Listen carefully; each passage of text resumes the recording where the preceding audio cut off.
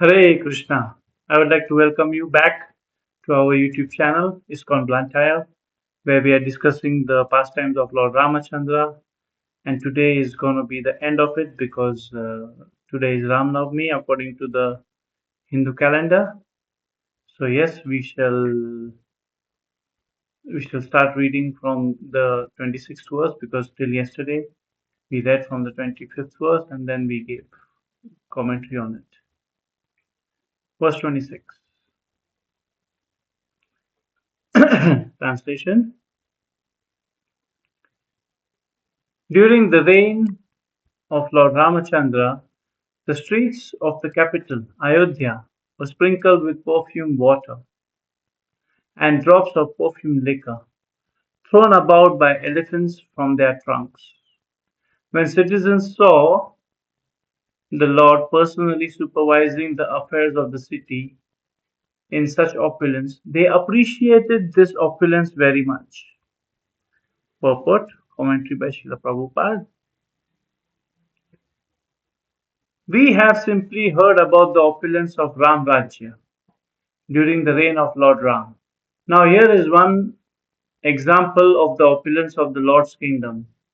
The streets of Ayodhya were not only cleaned but also sprinkled with perfumed water and drops of perfumed liquor, which were distributed by the elephants through their trunks.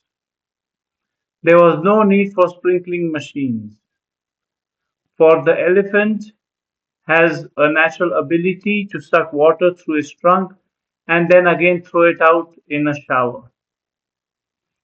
We can understand the opulence of the city from this one example. It was actually sprinkled with perfumed water. Moreover, the citizens had the opportunity to see the Lord personally supervising the affairs of the state. He was not a sleeping monarch. As we understand from his activities in sending his brothers to see the affairs outside the capital and punish anyone who did not obey the emperor's orders. This is called Digvijay. The citizens were all given facilities for peaceful life, and they were also qualified with appropriate attributes according to Varnashram. As we have seen from the previous chapter, Varnashram Gunanvitaha, the citizens were trained according to Varnashram system. A class of men were Brahmanas, a class of men were Kshatriyas, a class of men were Vaishyas, and a class of men were Shudras. Without this scientific division, there can be no question of good citizenship. The king, being magnanimous and perfect in his duty, performed many sacrifices and treated the citizens as his own sons. And the citizens, being trained in Varnashram system, were obedient and perfectly ordered. The entire monarchy was so opulent and peaceful that the government was even able to sprinkle the streets with perfumed water. What to speak of other management? Since the city was sprinkled with perfumed water, we can simply imagine how opulent it was in other respects. Why should the citizens not have felt happy during the reign of Lord Ramachandra?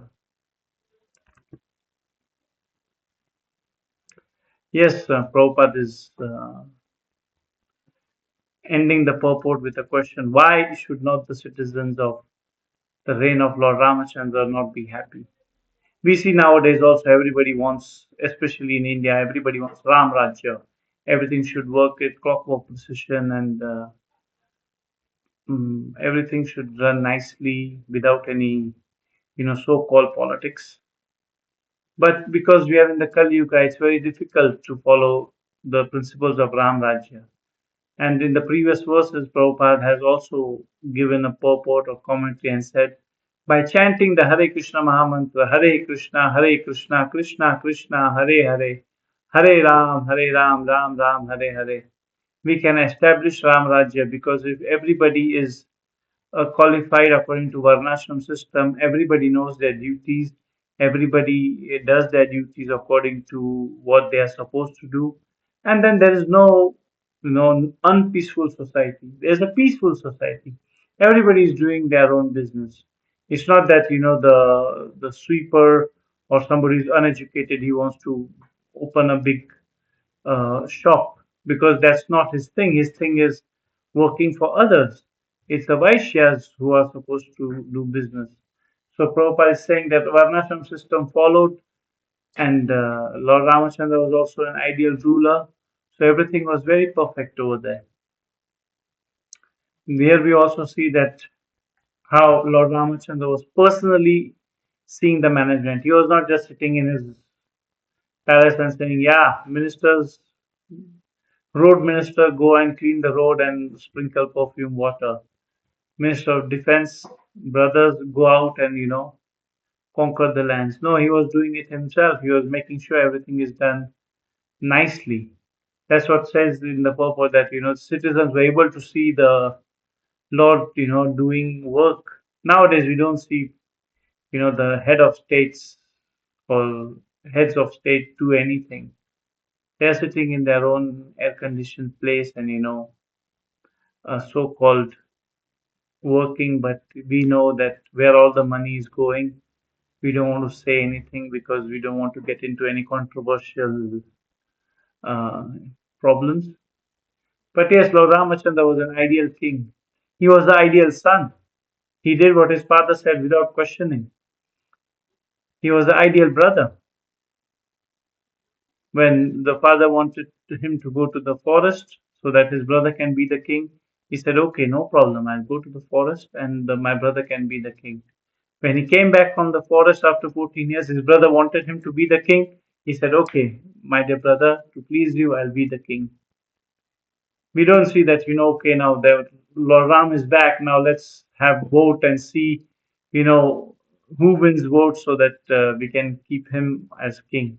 No, it was a unanimous decision. Everybody wanted Lord Ram to be the king and the monarch. So Prabhupada is mentioning he was not a sleeping monarch. He was not, just staying in the comfort of his own palace and, just eating and sleeping and enjoying life. No, he was hands-on working. And one more thing that really amazes me till date, whenever I read Ramayana and also this small Ramayana from the Bhagavatam, that how it is mentioned that during the reign of Lord Ramachandra, the roads, the streets were sprinkled with perfume water.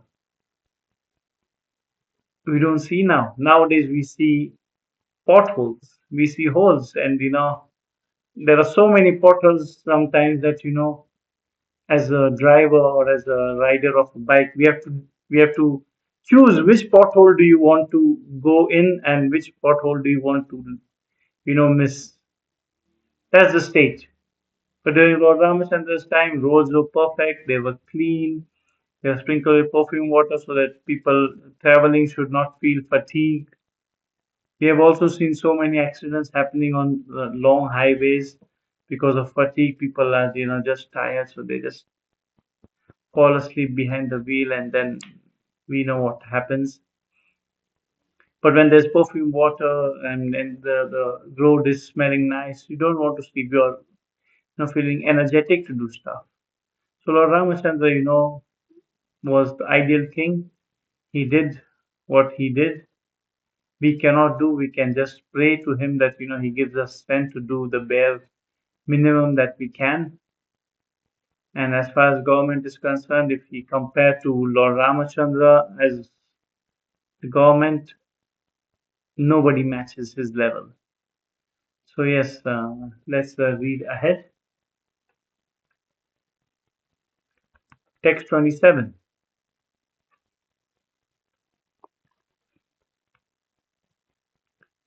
Translation. The palaces, the palace gates, the assembly houses, the platforms for meeting places, the temples, and all such places were decorated with golden pots, golden water pots, bedecked with various types of flags. Text 28. Whenever Lord Ramachandra visited auspicious, whenever Lord Ramachandra visited Auspicious welcome gates were constructed with banana trees and betel nut trees, full of flowers and fruits. The gates were decorated with various flags made of colorful cloth and tapestries, mirrors, and garlands. Text 29. Whenever Lord Ramachandra visited, the people approached him with paraphernalia of worship and begged the Lord's blessings. O Lord, they say, as you rescued earth from the bottom of the sea in your incarnation as a boar, may you now maintain it. We beg your blessings. Text number 30. Thereafter, not having seen the Lord for a long time, the citizens, both men and women, being very eager to see him, left their homes and got on the roofs of the palaces. Being incompletely satiated with seeing the face of the lotus-eyed Lord Ramachandra, they showered flowers upon him. Text 31 to 34. Thereafter, Lord Ramachandra entered the palace of his forefathers. Within the palace were various treasures and valuable wardrobes. The sitting places on the two sides of the entrance door were made of coral, and the yards were surrounded by pillars of Vaidurya. The floor was made by highly polished Markatamani, and the foundation was made of marble. The entire palace was decorated with flags and garlands and bedecked with valuable stones, shining with celestial effulgence. The palace was fully decorated with pearls and surrounded by lamps and incense.